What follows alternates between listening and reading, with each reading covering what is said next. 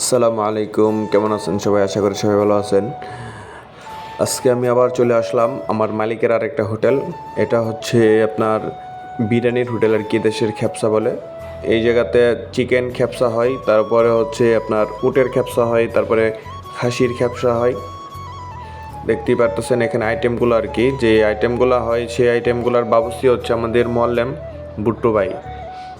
সে খুবই সুন্দর করে রান্না করছে। সেই খাবারটা কাস্টমার অনলাইনে অর্ডার করছে এটাও, যার কারণে আমাদের বুট্টু ভাই করতেছে আর কি, তারতিপ করতেছে সুন্দর করে।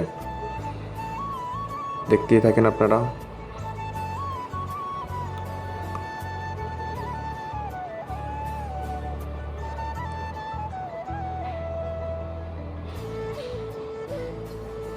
তারতিপ এখন শেষ প্রায়। এখন সে সুন্দর করে